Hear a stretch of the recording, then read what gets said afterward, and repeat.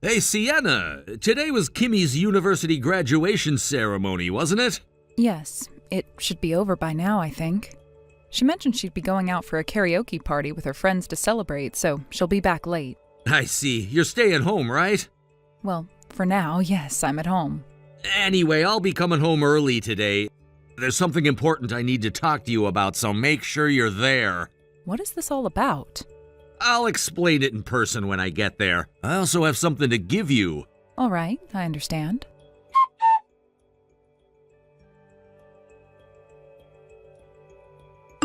Mom, sorry for the late update. The graduation ceremony went smoothly, and I just arrived at a karaoke place with my university friends. Good job, Kimmy. What time do you think you'll be back? Let's see. We booked the karaoke for a 2-hour session, but we might extend it, so I'd say it'll definitely be after 9 p.m. Do you need me to pick you up? Are you sure you know the way back? No worries. A friend who knows our situation is heading in the same direction, so we decided to share a taxi. As long as I give the driver the address, it'll be fine. Besides, you're busy tonight, aren't you? I can handle myself, so don't worry about me and focus on your stuff. All right, I got it, thanks. By the way, how's everything going on your end? Well, you know, your dad called and said he has something to discuss when he gets back. I mean, I have a good idea of what it's about, but it's just such a hassle. Oh, yeah, I get that. But hey, maybe it's a good thing. Saves you the trouble in a way, right? True. I'll try to look at it positively. Anyway, take care on your way home. Will do.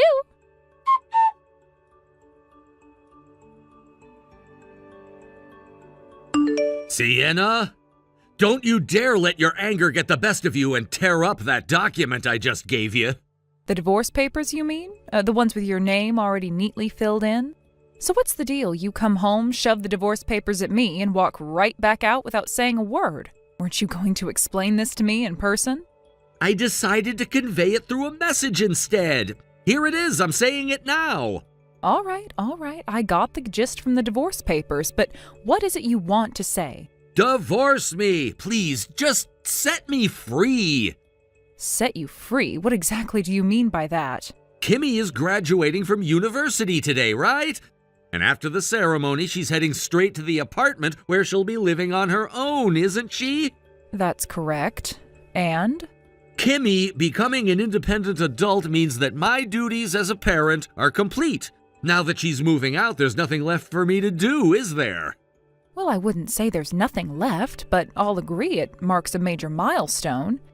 Exactly. But when I thought about what comes next, working day in and day out just to support you as you grow older and frankly become an old hag, I couldn't help but feel this overwhelming sense of emptiness about my future. You do realize you're getting older too, right? This isn't about me. Look, I'll be blunt. The idea of spending the rest of my life alone with you, just the two of us, makes me feel completely deflated. I've had enough. I want to be free. I want to be released from all these obligations as a parent and a husband. In other words, Kimmy is moving out so you can stop being a mother too. Just disappear from my life already. Oh, really? Well, whether or not I stop being a mother is my decision to make, not yours. That's exactly the kind of thing I'm talking about. I'm telling you, I've lost all interest in you. I don't care about an old hag who's completely useless to me. Oh, I see. This must be about that cute young coworker you mentioned at your job. Well, feel free to get all excited about her, but let me tell you, it's definitely a delusion. You're just making a fool of yourself, and you should consider both her feelings and your age before getting carried away. I'm not saying I'm planning to do anything with her. Really? Just divorce me already and get out. All right. Honestly, I've been thinking about divorcing you for a long time now because of these exact behaviors of yours. Wait, what? Oh, and by the way, the moving company will be here in about 5 minutes. 5 minutes? What do you mean 5 minutes? Well, while we've been having this little chat, I got a notification from the movers saying they're almost here. It's late, so there's a surcharge for the nighttime service, but they were willing to accommodate my request. I wanted to get this over with as soon as possible, so I scheduled it for tonight. Wait, what? Thanks for everything up until now. Hold on, are you saying you've already packed up and prepared to move out? Oh, and thanks for the divorce papers, too. You saved me the trouble of having to prepare them myself. I'll drop them off at the city office's night reception desk before the end of the day. Wait a second! Oh, one more thing. This is important. What is it? This house is set to be demolished. What? What are you talking about? You didn't even consult me about this? How can the owner decide something like that without my approval? Excuse me, what are you even saying? The landlord is my brother, remember? Wait, what? Do I need to remind you? For the past 20 years, my brother let us rent this place at a ridiculously low rate. It was sitting vacant while his family was overseas for an extended period. He figured it would be better for someone to live in it than let it go to waste. Oh, right. Now that my brother's family's wrapping up their time abroad and coming back to the U.S., they've decided to rebuild the house. It's old and in poor condition, so it's time to tear it down. The rental agreement ends at the end of next month. What the hell? Anyway, the movers are here now. Bye. Wait, what's going on? What am I supposed to do now?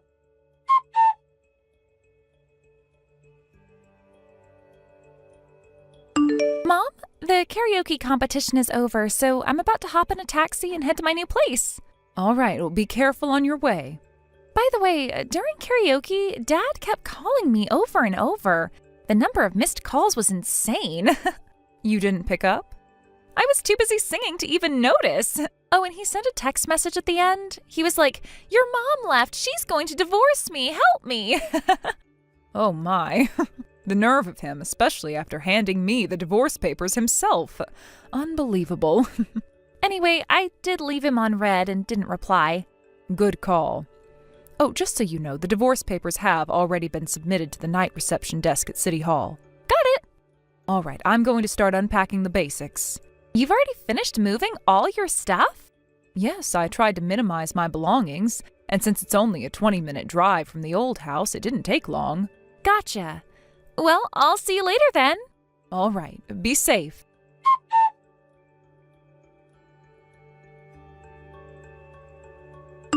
Hey, Sienna, why haven't you come over yet? Oh, it's been 2 months. What do you want? I gave you my new address, didn't I? Oh, that. You mean the random address you sent me about a month ago? Honestly, I wasn't sure what you were trying to achieve with that. So what exactly was the point? Why haven't you come to do the housework? Excuse me? Housework? Who's doing whose housework here? Who else? You're supposed to do my housework, of course. Housework is a woman's job. My mom's in a nursing home, so there's no one else but you to handle it. Are you even listening to yourself right now? Unbelievable. You really don't get it, do you?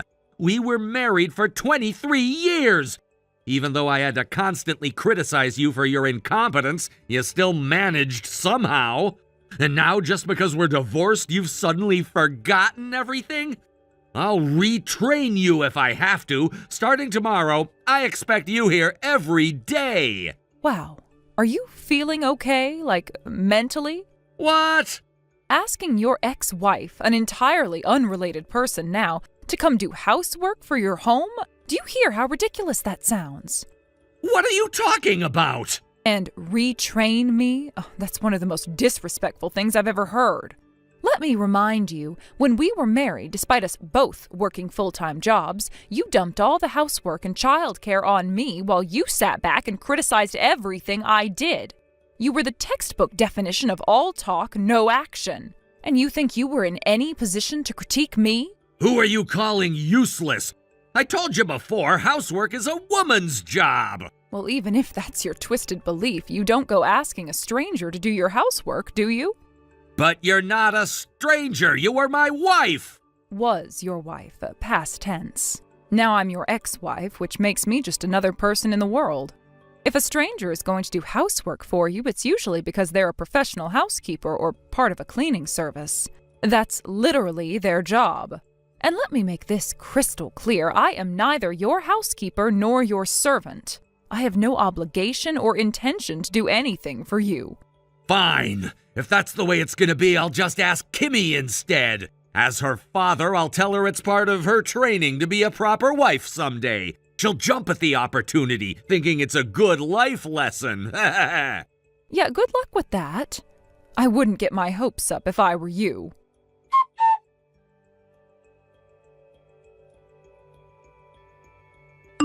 Kimmy, I have a favor to ask. No. Huh? Wait, hold on. I haven't even finished saying anything yet. I'm guessing it's something like, as my daughter, you should come over and help me with housework, right? But that's impossible. Why is that? Well, since Mom isn't here anymore, the only person who can do the housework is me, your daughter. But it's your responsibility. Why don't you just take care of it yourself? No, housework is a woman's job. It's simple, really. Wait, what? What do you mean by that? Are you really saying that housework is only for women? Listen, one day you'll get married, and when you do, you don't want your husband to think you can't even handle basic housework, right? That's why you need to learn it now. It's your responsibility, and you should take it seriously. I already know how to do it just fine. You don't have to tell me what to do. Oh, really? If that's the case, then starting tomorrow, I expect you to come over and handle the housework. That shouldn't be a problem, right? I'm saying no. Do you even remember that I'm an adult now and have my own life to take care of? It's not that big of a deal. You could just swing by after work, do a bit of cleaning, prepare a meal for me. The apartment I'm living in now is just one bedroom and the dining room and kitchen, so it's smaller and easier to clean. Plus, cooking for just me won't take that long, and it's not nearly as difficult as when we lived in a big house before. If you think it's so easy, then why don't you do it yourself? Well, that's because I don't have time for it. And besides, it's not as easy as you think. And yet you think I should just drop everything and help you? It's physically impossible. Physically impossible? What do you mean by that? The thing is, the company's new employee training is almost over, and I've been assigned to a branch office in a completely different region. So I'm going to be moving far away soon. Wait, didn't you just start living alone in that apartment near your work? That was only temporary. The company provided it for me as an accommodation during my training period, but now that my placement's been finalized, I'll be moving to a different city. So, you're moving even farther away now? Yes, that's right. And just so you know, I'm bringing Mom with me too. What? Why are you taking Mom with you? Well, Mom's job is working as a handmade artist, which means she can work from home. And since she's single now, she doesn't have to worry about finding a place to live, so it's easy for her to move. Plus, she doesn't mind at all. I don't get it. Why does she have to go with you? The main reason is that I don't want to be bothered by Dad asking me to get remarried or pressuring me to take care of him. It's easier to just take Mom along with me. That way I won't have to deal with any of his nonsense. Wait a minute. No, that's not what I was saying. Oh, so I'm right, huh? No, that's not what I meant. Anyway, we've made up our minds. We're not going to take care of you anymore. We've had enough of you, especially since you don't even appreciate the value of having someone to help with the housework. Neither Mom nor I will lift a finger for you anymore. Kimmy, but at least could you please help me out and clean up my place a bit? I don't even know how to take out the trash, and the place is such a mess that you can't even see the floor anymore. Maybe you should just drown in your own pigsty forever. Goodbye.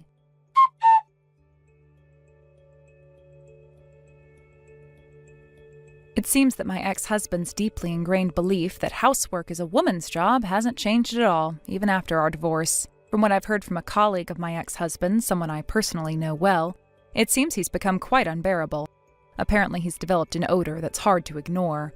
Whether it's because he hasn't been doing his laundry or if it's just his natural body odor due to aging, the result is the same. When you get too close to him, the stench is overwhelming. He apparently smells terrible, and it's gotten so bad that even his coworkers have started to notice. But that's not even the worst of it. It seems that he approached a young and beautiful female employee at his office with an inappropriate proposal. He tried to get her to become his housekeeper, thinking that she would take on the household responsibilities he was too lazy to manage. He persistently tried to pursue her, and this situation escalated into a huge issue at the company. The story that was shared with me went something like this. When his supervisor addressed the issue, my ex-husband's response was to blame his inability to keep his house in order on the fact that there was no one to do the laundry and no one to take out the trash. His supervisor, a man himself, was apparently taken aback by my ex-husband's comments. He looked at him with a stunned expression and said, "Why don't you do it yourself?" This reaction seemed to leave my ex-husband dumbfounded. He couldn't comprehend why anyone would think he was capable of doing these things himself. But the truth is, he never had to do them while we were married because he always expected me to take care of everything.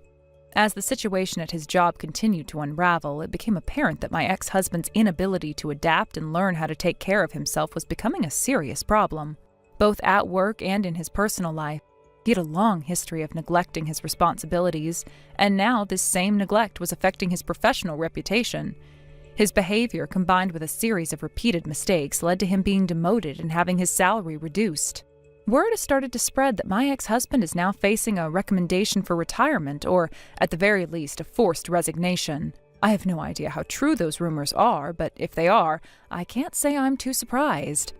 This is a man who has never truly grown up or taken responsibility for his actions.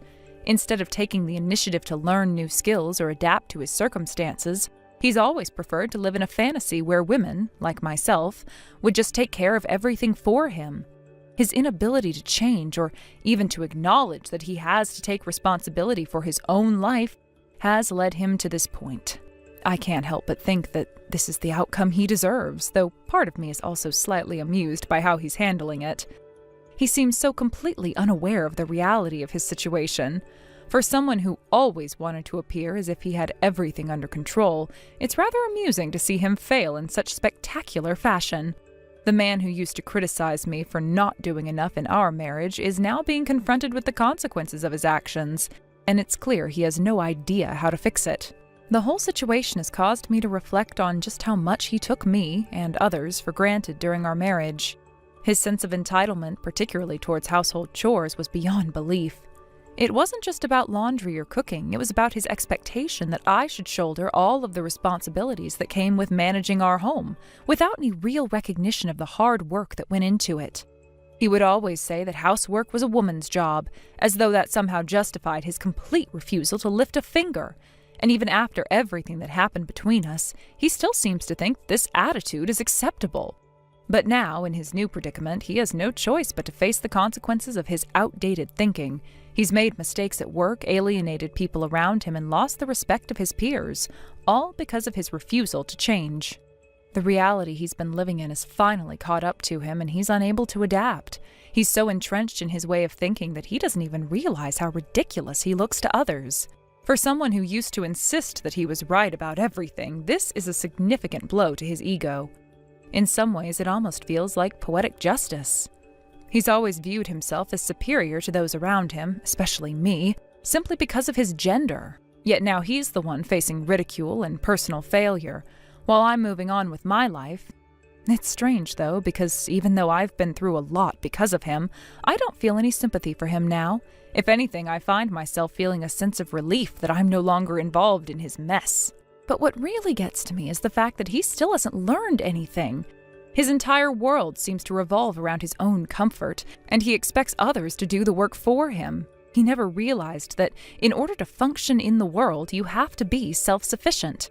He's always depended on others to take care of him, whether it was his mother, his wife, or now some unsuspecting woman at his office. And when that support is pulled away, he has no idea how to cope.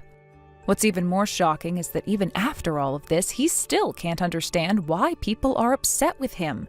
His sense of entitlement has not waned. He hasn't stopped thinking that it's someone else's job to clean up his mess. This is the same man who for years would criticize me for the smallest things while never once lifting a finger to help. Now that he's on his own, he's unable to take care of the most basic tasks, and that's what led to the collapse of his career. As for me, I've moved on from all of this. I have no intention of helping him, nor do I feel any need to.